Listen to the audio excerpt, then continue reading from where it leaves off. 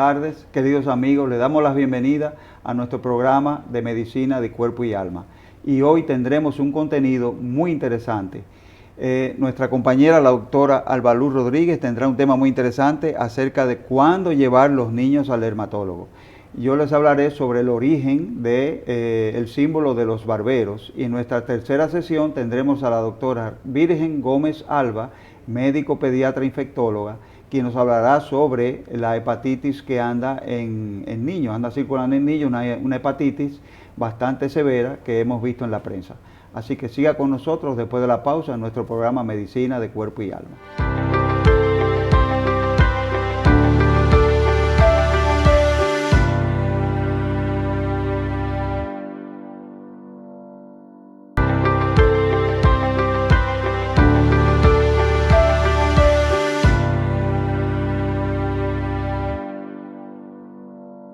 Gracias por estar con nosotros aquí en Medicina de Cuerpo y Alma, y vamos a hablar en el segmento dermatológico de la tarde de hoy de cuándo debemos llevar a nuestros niños al dermatólogo. Los niños llegan regularmente referidos de otros médicos especialistas como el pediatra, pero realmente cuando exista cualquier lesión de piel o mucosas como en la boca, es bueno que lleven los niños a dermatología. Existen enfermedades que se presentan en los niños que no están en los adultos, y vemos manifestaciones tempranas de enfermedades crónicas también en los niños. Una de las consultas más frecuentes es la caspa en el recién nacido y la aparición de lesiones en el cuerpo descamativas y rojas asociado con la aparición de caspa, que es la dermatitis seborreica del lactante. Esa es una de las más frecuentes que llega a la consulta de dermatología. Las manchas, cualquier mancha, antojo o manchas de nacimiento, o cualquier mancha que aparezca en el niño a medida que va creciendo, sea un lunar, sea una mancha blanca u oscura, debe ser evaluado por dermatología. ¿Por qué? Porque existen enfermedades que se manifiestan en forma de lunares o manchas y que son sistémicas, o sea que afectan otros órganos, no solamente la piel. Por eso es que las manchas negras y o blancas deben ser evaluadas por el dermatólogo. También las infecciosas, las urticarias, las ronchas, las que son tipo pruriginosas o que producen picazón en el niño y que también producen mucha ansiedad en los niños, deben ser evaluados por el dermatólogo. Las caídas del pelo, la pérdida de color, como en el caso de los vitíligos, son causas comunes de consulta en dermatología. Así que nuestros pequeños, al igual que los adultos, si presentan cualquier manifestación en su piel o en sus mucosas, como en la boca, deben de acudir a consulta. Queremos aprovechar el segmento dermatológico para darles una información a todos ustedes, y es que la Sociedad Dominicana de Dermatología pues tiene una actividad muy bonita que es el 4 de junio del 2022, un paso por tu piel, y es una caminata que tenemos en el Jardín Botánico el 4 de junio a las 3 de la tarde. Todos están invitados a participar con nosotros apoyando la Sociedad Dominicana de Dermatología. Un paso por tu piel. Tenemos una caminata de 2.5 kilómetros y una de 5 kilómetros. Así que están todos cordialmente invitados a participar en este evento junto con nosotros, y en la parte de abajo pueden adquirir su boleta para participar pues en esta actividad. Y hasta aquí tenemos la cápsula dermatológica de la tarde de hoy. Recuerden que tenemos nuestra invitada, la doctora Virgen Gómez, médico pediatra infectóloga, quien nos va a hablar acerca de la hepatitis que hemos visto en los medios y en la prensa, que está en otros países afectando a nuestros niños. Sigan con nosotros en Medicina de Cuerpo y Alma. Vamos a una pausa comercial y luego volvemos.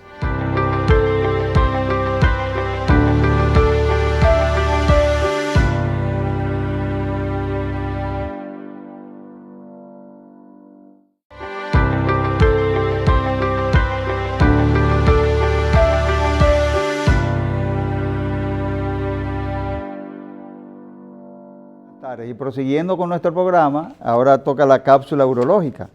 Es muy interesante porque yo desde niño me he quedado mirando el símbolo de los barberos, que se llama el poste o el palo de los barberos, en movimiento de forma helicoidal, siempre hacia arriba.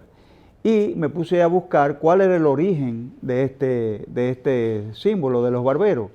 Es que los barberos en el año 1300, debido a que los instrumentos para rasurarse y los instrumentos médicos eran muy rudimentarios, más bien causaban daños que bien, porque imagínense rasurarse con el mismo cuchillo quizás que se usaba para otras funciones, afeitarse con ese cuchillo o con un pedazo de cristal o con un pedazo de hojalata, causaba muchas lesiones y muchas heridas infectadas. Entonces uno iba al barbero a drenarse los folículos, los ganglios infectados, los forúnculos, y no solamente eso, por ejemplo, pacientes con miembros gangrenados, bueno, ahí se ve una gráfica de instrumentos de barbería, uno iba donde ellos porque ellos tenían los instrumentos para solucionar los problemas que se presentaban a la población. Entre esos, aparte de cortarse el pelo, ya hablamos de aplicación de sanguijuelas, las famosas flebotomías o sangrados o sangrías de los pacientes congestionados, sacar dientes, ahí vemos una foto, ellos hacían extracciones de piezas dentales dolorosas o infectadas, amputación de miembros, una serie de cosas. Y entonces habían dos postes afuera de la barbería. Uno era blanco, donde se ponían las gasas lavadas, y el otro era rojo, ahí se ve la sanguijuela, ahí ahora le explicaré cuál es la parte del poste de barbero que se asocia con la sanguijuela. Y había un poste blanco donde se ponían las gasas lavadas y un poste o palo rojo donde se ponían las gasas usadas, rojas, para que se secaran primero. Esos palos estaban un poco cerca y el viento movía las gasas y hacía que se enredaran. Ese movimiento creó la barra de barbero, el poste, con un movimiento helicoidal hacia arriba. Ese es el símbolo de las barberías. Y eso llegó hasta el punto que el título que se daba era de barbero cirujano, hasta en los años 1700 en que ellos se separaron. ¿Qué hizo que se separaran los barberos y los cirujanos? El hecho de la aparición de las armas de fuego y de las bolas de cañón en las batallas hacía muy complejas las heridas y un barbero no podía ocuparse de curar esta herida. Y así se creó el Gran Colegio de Cirujanos, el Real Colegio de Cirujanos en Londres en los años de 1800, donde ya varió. Quedó la barra de barbero, el palo de barbero, el poste de barbero, quedó exclusivamente blanco y rojo, como ese que vemos ahí, para los cirujanos, y el poste azul, blanco y rojo específico para los barberos, donde el color blanco era el color de las gasas, el color azul representa la sangre venosa y el color rojo representa la sangre arterial. Eventualmente los cirujanos dejaron de usar el poste de cirujanos, que era solamente blanco y rojo. En esa época habían cirujanos prominentes, como era Ambroise Paré en Francia, uno de los padres de la cirugía moderna, que existió en los años de 1800. Tenemos también a François de la Peyronie, que era el médico de Luis XIV, quien describió la enfermedad de la Peyronie, también era médico, barbero, cirujano.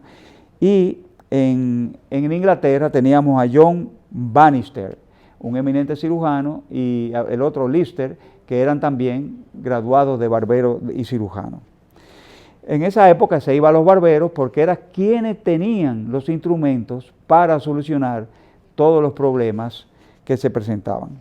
Bueno, hasta aquí la cápsula urológica y no se pierdan el siguiente contenido del programa, donde tendremos a la doctora Virgen Gómez Alba, médica, pediatra e infectóloga, quien nos hablará de la hepatitis que anda en niños, un brote que hay, por suerte no la tenemos en el país todavía, y de otras enfermedades también que estaban más o menos controladas o completamente desaparecidas, que han vuelto a aparecer en la vida cotidiana.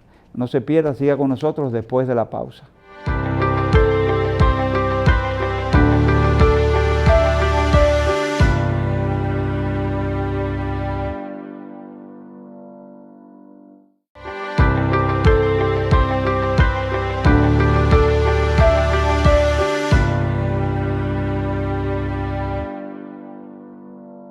Muy buenas tardes, queridos amigos. Gracias por sintonizarnos de nuevo, otro domingo más, aquí en Medicina de Cuerpo y Alma. Y tenemos, tal como habíamos anunciado, a la doctora Virgen Gómez Alba, médico pediatra, infectóloga, pasada presidenta de la Sociedad Dominicana de Infectología y con muchos años de experiencia. Y la hemos invitado porque estamos viendo en la prensa brotes en niños que no se conocían. Por ejemplo, el de la hepatitis por adenovirus, que ya ha causado el trasplante de hígado de algunos niños, sobre todo en el Reino Unido. Enfermedades que se veían ya suprimidas de la faz de la tierra están volviendo a surgir. Y por eso le hemos traído para ella, como médico infectólogo pediatra, para que nos abunde sobre eso. Buenas tardes, doctora. Gracias por venir aquí a aceptar nuestra invitación. Buenas tardes a todos y gracias por la invitación, por permitirnos llegar a nuestro pueblo a orientar un poco sobre este tipo de cosas que están ocurriendo. Y yo creo que lo más conocido es ahora y lo más preocupante es la hepatitis por adenovirus. Bueno, se ha asociado a un adenovirus, específicamente la cepa F41. ¿Qué nos puede decir a esto? Porque ya se ha rumorado de que en Colombia, Panamá, Puerto Rico ha habido reporte de un caso. En Argentina también ha habido un caso nuevo, pero todavía no se ha confirmado. Sí, o sea, conocemos que a principios de año comenzaron a aparecer este tipo de casos en Reino Unido. Ellos reportaron casos de niños menores, al inicio fue de 6 meses hasta 16 años, pero después cuando se han ido haciendo los estudios, el grupo de niños más afectados son los menores de 5 años, principalmente entre 11 meses y 3 años. Para el día 10 de mayo, o sea, hace 3 días, ¿no? Ya la Organización Mundial de la Salud reporta 348 casos de ese síndrome, del síndrome de hepatitis grave sin una etiología. Sí, claro. Como bien usted habla, se ha asociado el virus del adenovirus y hay varias teorías que soportan este tipo de asociación, porque no es confirmatorio. Todavía la conocemos como una enfermedad sin etiología, porque, por ejemplo, la mayoría de los casos que han sido positivos, lo que ha habido es aumento de los anticuerpos, pero en una cantidad menor. Entonces, ya han habido 26 niños trasplantados y se ha encontrado también, porque al principio se pensó que estaba asociado al COVID, y se ha encontrado que 19 casos han existido coinfección COVID con adenovirus. Entonces, ¿cuál es la teoría más real, vamos a llamar? Es que como los niños estuvieron fuera del contacto con otros niños durante la pandemia porque nos trancaron, todo el mundo estuvo en su casa. Recuerden que cuando el niño está en una actividad social y escolar, usualmente todos los virus que tiene un niño se lo transmite al otro, principalmente los niños menores de 3, 4 años. Entonces ya después del 4º año el niño comienza a tener su sistema inmunológico ya activo, que puede defenderse. Además ha recibido las vacunas usuales que tenemos para prevenir muchas enfermedades.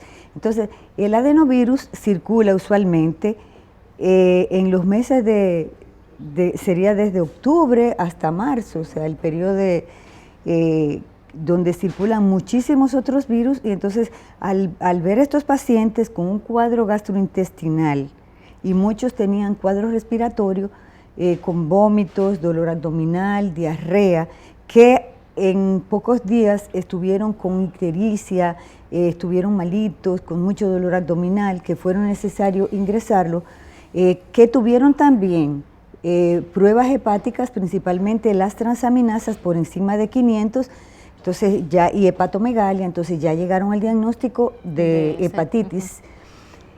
¿Qué pasó? Se hizo la investigación de los virus usuales, del A, del B, del C, del E y el del D. Y no encontraron ningún caso asociado a esto, pero sí hubo algunos casos donde el virus, el de la mononucleosis infecciosa, que es el Epstein-Barr virus, estuvo positivo, pero cuando se hizo la investigación lo que tenía era recuerdo, o sea, ya esos niños habían tenido la enfermedad previo a este cuadro. Entonces, De esos niños, un grupo importante, por ejemplo en Reino Unido, el 75-80% han encontrado anticuerpos para el adenovirus, tanto en sangre como en suero. Entonces ellos han hecho un panel de estudios donde están tomando heces, secreciones respiratorias, sangre y plasma. Entonces están investigando a ver si en realidad el virus es quien causa o es un detonante, exactamente un detonante que induce a que ocurra la hepatitis. Todos estos niños de 348 que se han reportado en 15 países, 26 han tenido la necesidad de trasplantarlo y solamente ha habido una defunción. Una sola muerte. Sí. Una sola muerte. Y no se ha encontrado una transmisión de persona a persona. O sea, que en esta casa, donde hay un niño, donde hay otras personas, donde hay otros niños, el niño que está infectado no ha transmitido la enfermedad. O sea, que es de baja transmisibilidad. Es importante tener en cuenta que un niño que presente estos datos de dolor abdominal, vómitos, diarrea, muchos no hacen fiebre, la mayoría no tienen fiebre, que se ponen amarillos, ictéricos, tanto los ojos como la piel, o que tienen también orina muy oscura con evacuaciones blancas o grises o muy claras, hay que pensar en eso y el problema está en que un porcentaje bajo de los niños les ocurre que se ponen críticos porque el hígado se daña, hacen una insuficiencia hepática importante y hay necesidad de hacer trasplante. Y rápido, doctora, porque en cuestiones de pocos días que se complica el niño. Sí, o sea que es algo rápido, por eso es importante que cuando veamos esto, inmediatamente se acuda al médico. Aquí todavía no hemos reportado ningún caso. Y de los casos en Estados Unidos hay tres estados donde hay mayor cantidad de casos. Allá se supone, porque no ha habido confirmación, que hubo una mortalidad, pero todavía ya han trasplantado muchos. Entonces, ¿qué pasa? ¿Cómo nosotros vamos a darnos cuenta? O sea, cuando vemos que nuestro niño está un poquito hipoactivo, que ha vomitado, que tiene dolor abdominal, que está evacuando y orinando de una forma diferente. Orina oscura y heces blancas. Y heces blancas, o claras, o grises. Exacto. O sea, hay un cambio en el color importante. Que se pone ñoñito, que se pone intranquilo, no quiere comer. Esas son manifestaciones que uno ve usualmente en estos niños. Entonces, vamos a estar alerta en cualquiera de estas manifestaciones, inmediatamente llegar al niño. ¿Qué pasa? Nosotros los médicos tenemos la responsabilidad de informar esos casos. ¿Por qué? Porque la responsabilidad de nosotros como médicos es reportar ese tipo de patologías para que se investigue y lleguemos a un diagnóstico. Y es que muchas veces lo que te dicen los pediatras es un virus, pero ¿cuál virus? Es una virosis, pero si está en el mundo, sí hay que estar alerta porque puede que aparezca uno aquí. Sí. Hay un dato interesante y es que, por ejemplo, el adenovirus es un causante de hepatitis fulminante en perros y algunas mascotas. Y en niños inmunocomprometidos. Exactamente. Incluso, esa es una de las grandes campañas de vacunación en veterinario, esas cosas. Una de las cosas que más se estimula es la vacunación en perros contra el adenovirus para que no hagan esa hepatitis fulminante. Incluso existen vacunas orales contra los adenovirus, pero solamente se usan a nivel de milicia. O sea, en Estados Unidos, en Europa, en el Reino Unido, le dan una vacuna a los soldados cuando ingresan, porque se ha visto también transmisión de esos adenovirus en los cuarteles y eso, en los centros de entrenamiento. Y otra cosa interesante es que en Alabama, por ejemplo, es donde se han habido todos los casos principales en Estados Unidos. Doctora, ¿habrá algún factor tóxico de transmisión, algún factor asociado? ¿Por qué en ese estado? Igual que en el Reino Unido también ha sido en una región que ha tenido una bastante densidad de esos casos. 3 ciudades importantes. Bueno, dentro del protocolo que está investigando Reino Unido está eso, investigar tóxicos, investigar ambiente, investigar algún tipo de enfermedad de base del paciente. Ellos tienen un estudio que van a tratar a buscar problemas genéticos, o sea, es un estudio muy completo. Yo vi un médico hablando sobre eso y es un estudio muy completo. Chile, que todavía no tiene el primer caso, ya ellos tienen un protocolo de investigación. Entonces, nosotros a veces no hacemos nada porque República Dominicana no investiga. No. Nosotros todo lo que hacemos es tratar con lo que dicen las guías de otros países. Y nosotros no somos iguales a los otros países. Nosotros tenemos aquí muchas cosas que no son iguales. Entonces, adaptamos protocolos de manejo de Estados Unidos o de México o de cualquier otro país, porque nosotros no investigamos, y yo creo que eso es importantísimo. El adenovirus es un virus común, es un virus que circula siempre, pero se ha asociado, como usted dice, no el 100% de los casos se ha encontrado el virus, el 41F.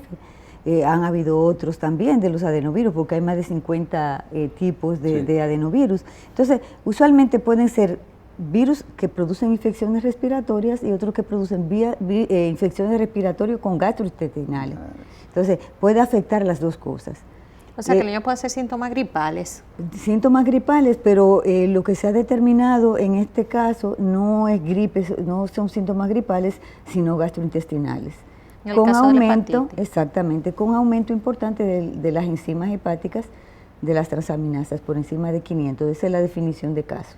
Niños menores de 16 años, pero ya hay que ir bajando la edad porque los casos de más edad son 5 años. Algo importante es que no se ha encontrado relación del virus, de la hepatitis sin etiología, vamos a llamar, porque no podemos decir que por adenovirus, no se ha asociado con la administración de vacunas en los niños, en estos niños, porque ninguno de los niños ha recibido la vacuna, los menores de 5 años. Pero, sí, hablando de vacuna de COVID. Hablando de la vacuna del COVID. En específico. Sí, hablando de la vacuna de COVID, exacto. Porque los niños menores de 5 años en ningún país, o sea, Estados Unidos está vacunando y no están viendo buena respuesta por la concentración mínima que se está administrando, de la vacuna, porque está poniéndose 10 microgramos. Entonces no ha habido una respuesta como se esperaba. ¿Pudiera ser esto una reacción inflamatoria, autoinmune en contra del hígado, del cuerpo, a alguna toxina, alguna agresión? ¿Podría ser un tipo de hepatitis autoinmune? Podría ser, pero ahora no podemos asegurar nada, doctor. O sea, está en investigación hasta que esos estudios en países como Reino Unido, Estados Unidos, que tienen, y Europa, por ejemplo España, tiene mucho para investigar, son de los investigadores más importantes. Entonces, hasta que ellos no tengan una relación directa, pero sí, nosotros hemos visto enfermedades asociadas más a algo genético, por ejemplo, la enfermedad de Kawasaki. Vemos, por ejemplo, hasta el mismo COVID, las personas que tienen... COVID con Kawasaki cuando empezó el viraje, la pandemia, niños que tenían COVID desarrollaban después manifestaciones similares, pero eso es lo que se llama el síndrome inflamatorio multisistémico, que se llamó al principio Kawasaki-like, pero ya se ha definido como un síndrome ya específico post-COVID, porque el niño tiene historia de contacto, tiene alguna prueba positiva o tiene anticuerpos positivos contra COVID. Entonces hacen el cuadro, por eso les decía cuando hablamos de la niña, que en 4, 6 a 8 semanas hay que estar vigilantes porque puede presentar el síndrome.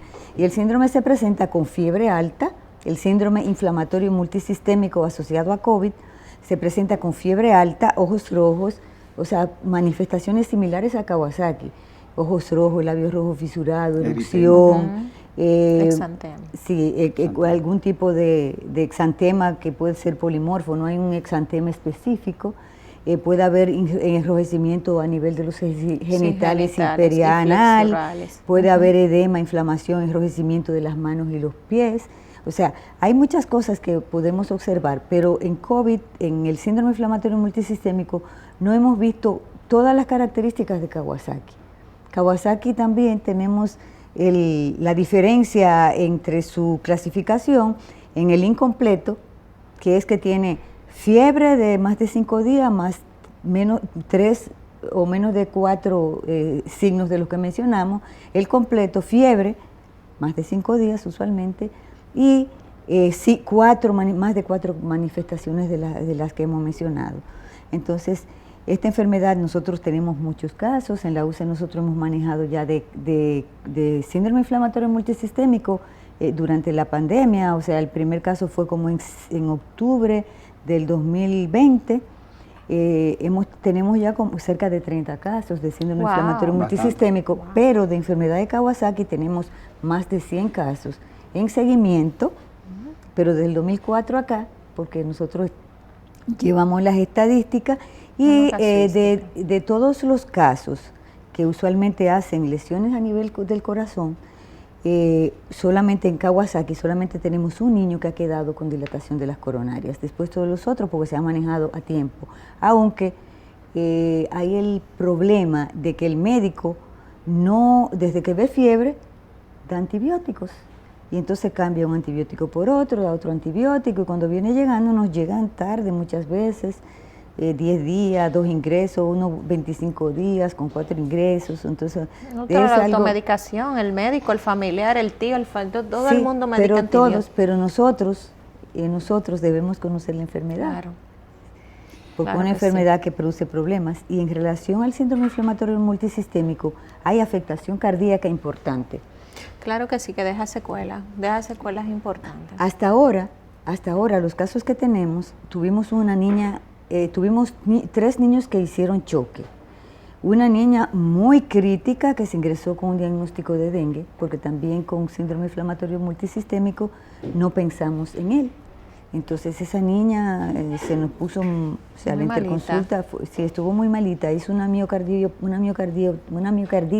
enorme, con afectación de todo el corazón.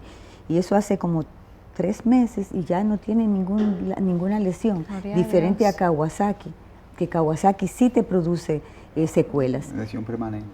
Sí, en algunos casos, no en todos. Entonces, ¿qué pasa? Esos niños hay que manejarlos rápido porque se chocan.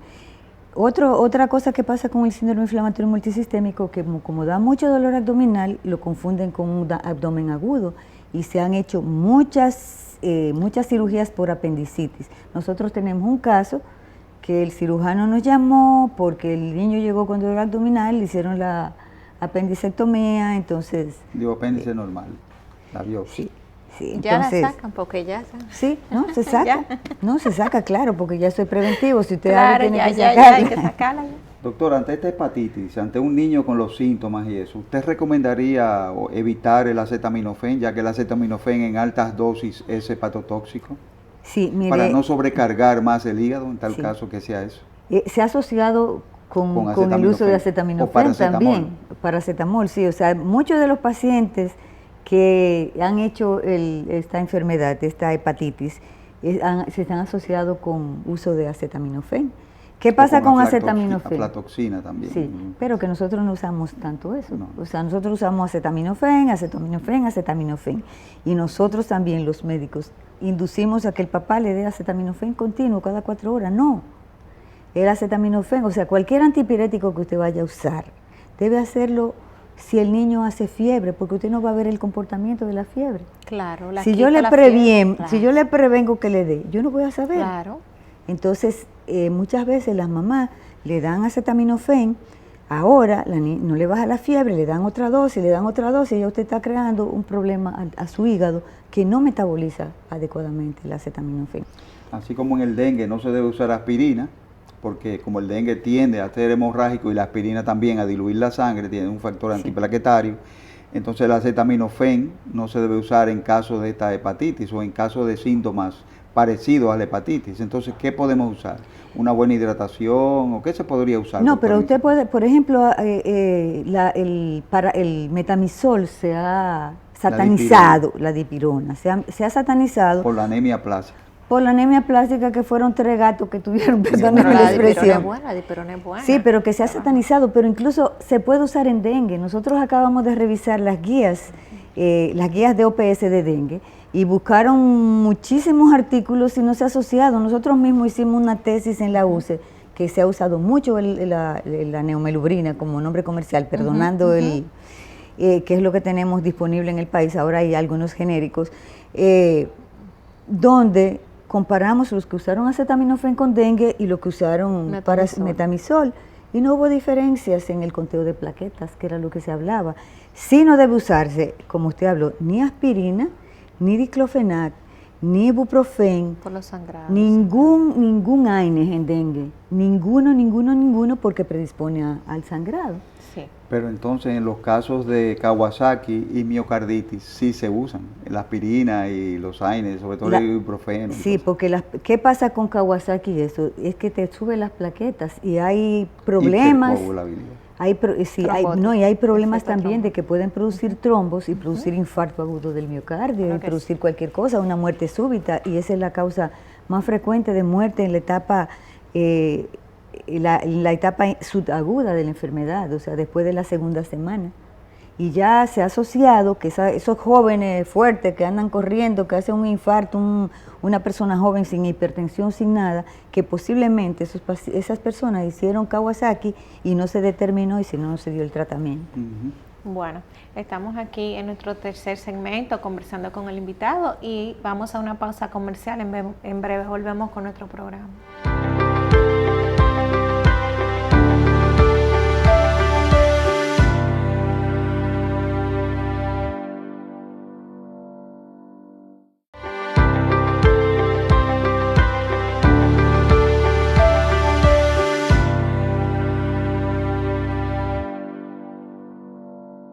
Cuerpo y Alma, conversando con nuestra invitada en la tarde de hoy, la doctora Virgen Gómez, que es médico pediatra especialista en infectología. Estamos conversando acerca de los diferentes problemas de salud y vacunas en niños.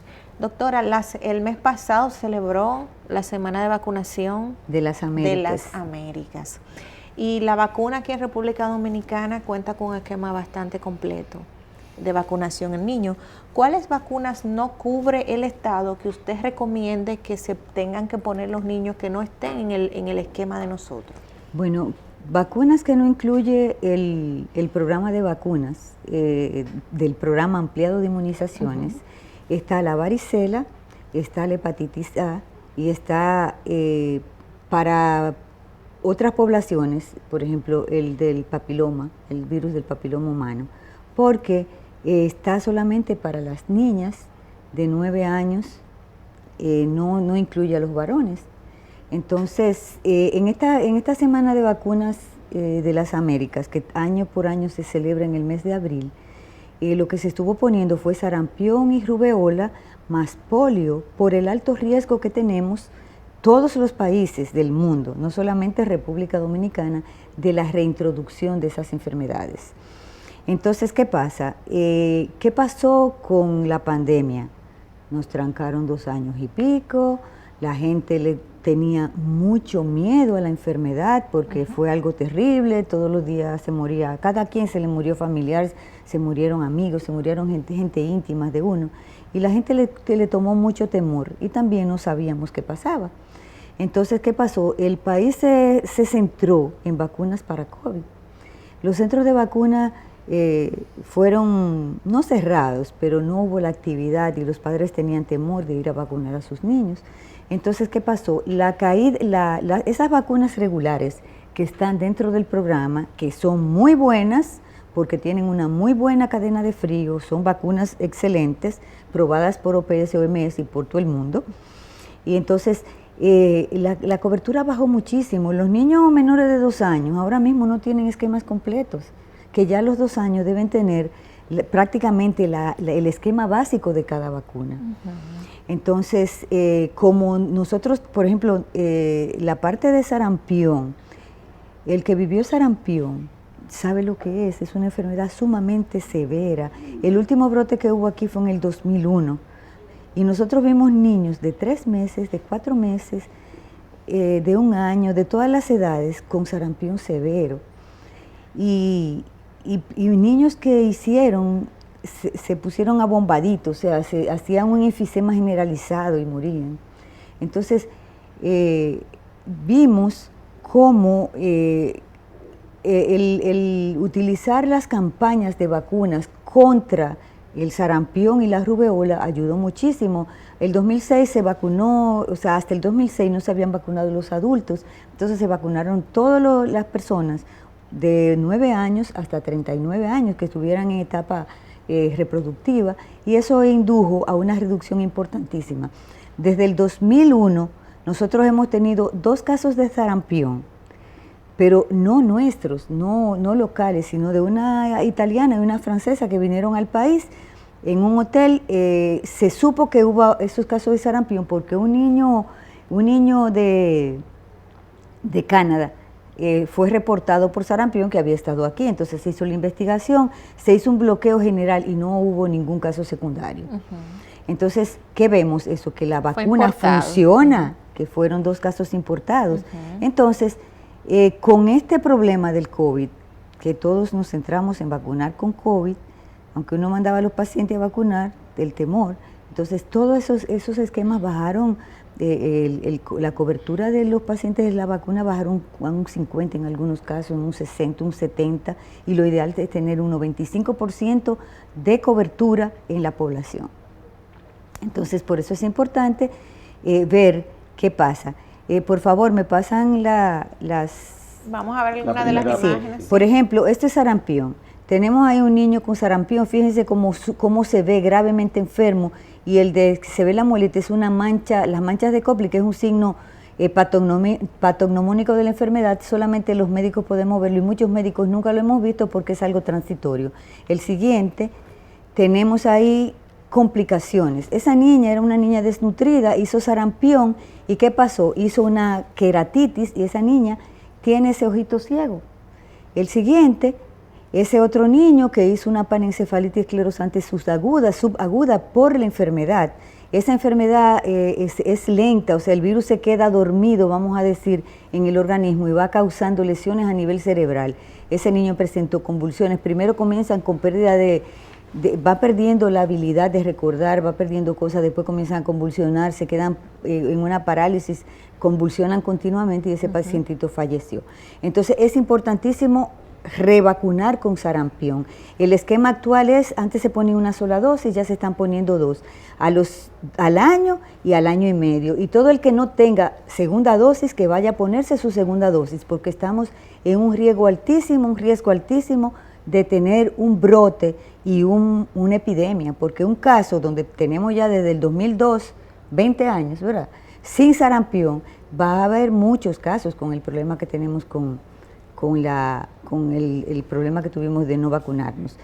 La siguiente, esa es la rubeola, es una enfermedad leve, pero si una mamá embarazada se enferma durante su embarazo, puede transmitir a su niño y producirle, la siguiente, por favor, lo que es el síndrome de rubeola congénita, que no se ve muy bien ahí, pero tiene sordera, hace cataratas, fíjense ese puntito blanco se ve en el ojito al final, y también puede producir muchísimas lesiones cerebrales, convulsiones, cardiopatías, o sea, es una enfermedad severa para la mamá que está embarazada, que se enferma de rubeola y transmite la enfermedad a su hijo.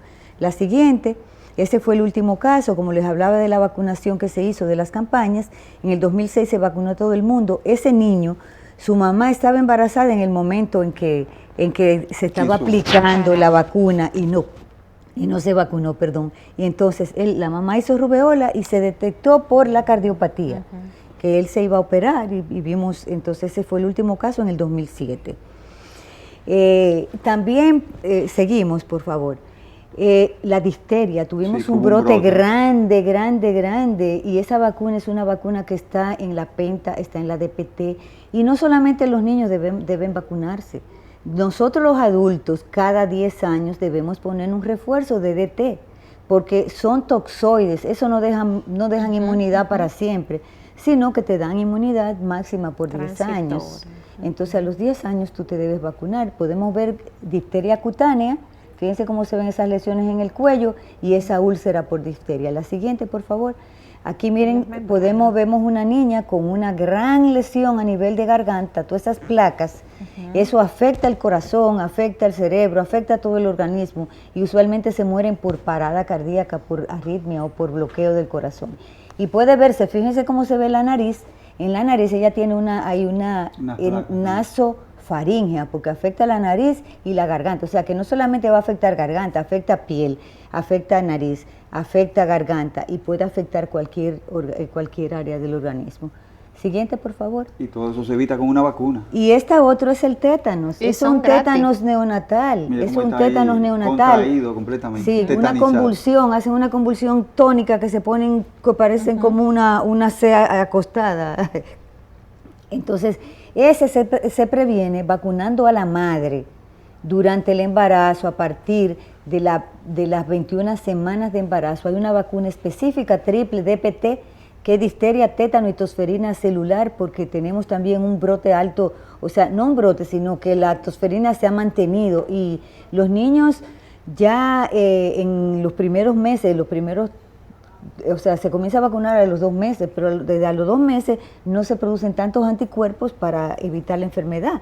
Entonces la mayoría de esos niños se afectan tempranamente y se mueren mucho. Entonces por eso es importante ponerse esa vacuna. Después que usted tiene su esquema de vacuna, por ejemplo, nosotros 3 tenemos que vacunarnos. A mí me toca en el 2023, porque yo me la puse mi dosis en el 2013. Entonces, todos tenemos DT, yo me puse DPTA, porque es importante ponerse la vacuna, la DPTA celular, que es para adultos y niños mayores de 7 años. Entonces, ¿cuál es el esquema? El esquema es, de recién nacido hay 2 vacunas, hepatitis B y BCG contra la tuberculosis. 2, 4 y 6 reciben pentavalente, polio, neumococo y rotavirus. Al año van a recibir sarampión, rubéola y papera y refuerzo de neumococo. Es el esquema público. Y deben recibir, por ejemplo, que no está en el esquema público, hepatitis A y varicela. Que estos a los 18 meses se debe poner un refuerzo, que es el primer refuerzo, porque a los 4 años hay que revacunar. Y entonces después que tú tienes tus 5 dosis de tus vacunas, que tú estás protegido. ¿Y cuál le tocaría a la del 4 años? A los de los 4 años, influenza, por ejemplo, que debe ponerse anual. Y todo niño menor de 9 años, que la vacuna de influenza se pone a partir de los 6 meses, todo niño menor de 9 años debe vacunarse a los 6 meses y a los 7 meses, o sea, que es una vacuna, 2 vacunas, una hoy, una en un mes, en todos los niños que nunca han recibido vacuna de influenza para que tengan protección. Niños menores de 6 meses a 9 años. Ya a partir de los 9 años es una dosis anual. ¿Anual por qué? Porque el virus de influenza muta mucho y cada año tenemos cepas diferentes. El virus que le dicen la vacuna de la gripe. Sí, la vacuna la conoce como vacuna de gripe y del flu en Estados Unidos. Entonces, doctora, lo del 4 años solamente deben recibir influenza. No, los 4 años, no, perdón, a los 4 años, entre 4 y 6 años debes recibir una vacuna de difteria, tétano, tosferino y polio. Esas son las que debes recibir. 4. Y si no se puso la segunda dosis de sarampión, rubéola y papel, la segunda de varicela, se debe recibir algo. También. Pero recuerden que les dije que la de sarampión, rubéola y papera, por el riesgo de venir el sarampión y las rubeolas retornar a nuestro país, se está poniendo a los 12 meses y a los 18 meses. Sí. Doctor, y se habla también de que, bueno, me acuerda oyendo a usted hablar de que el esquema de vacunación en el humano nunca termina. Incluso las personas mayores de 60 años es muy importante que se vacunen. ¿Cuáles vacunas deben usar las personas mayores de 60 años? Bueno, digo, con perdón de que usted es pediatra, no geriatra. Sí, no, pero nosotros sabemos de vacunas. O sea, lo importante es tú conocer, y para que la gente, o sea, los médicos de adultos, ustedes tienen que saber de vacunas. Claro. Porque nosotros tenemos que... la del herpes zóster. Nosotros debemos en cada consulta preguntar por la tarjeta de vacunas. Si no la tiene, usted le pregunta, ¿se vacunó? Pues cuando usted vuelva, tráigame la tarjeta para uno revisar. Porque si usted, lo que no esté escrito, no se ha puesto, y entonces si el niño le falta una vacuna porque entonces la puso, o porque se la pusieron y no la anotaron, esa vacuna hay que repetirla. Entonces los adultos, como decimos, hay que vacunarnos cada 10 años, todos los años, y a partir de los 60 o los que tienen comorbilidad, deben ponerse también vacunas. ¿Qué vacunas debemos recibir? Difteria, tétanos y pertussis, o sea, la DPTA debe recibirse una dosis y cada 10 años de difteria, tétanos. Okay. Después debe recibir neumococo, porque la neumonía por neumococo es lo que mata a las personas adultas. Influenza. Mencionaste la de herpes zóster, pero no la tenemos en el país. Hay mucha herpes zóster en personas mayores. Sí, influenza anual. Todos los años debemos vacunarnos contra influenza, porque también la influenza induce a que nos dé neumonía. Neumococo, claro. Nos dé neumonía por neumococo o cualquier neumonía. Entonces también es importante recordar que los niños y las personas que tienen cáncer, que tienen problemas de problemas renales, que son diabéticos, que son asmáticos, que tienen cualquier enfermedad asociada, comorbilidad, deben vacunarse siempre. Bueno, hasta aquí nuestro programa de hoy de Medicina de Cuerpo y Alma. Le damos las gracias muy grandes a la doctora Virgen Gómez Alba, médico pediatra infectóloga, por todas las explicaciones tan útiles para la población y no solamente para los niños, también para nosotros los adultos. Así que, doctora, muchísimas gracias. Y a ustedes también, queridos amigos televidentes, por habernos permitido entrar a sus hogares otra vez todos los domingos de 2 a 3 aquí en Medicina de Cuerpo y Alma en Cinevisión. Gracias por todo.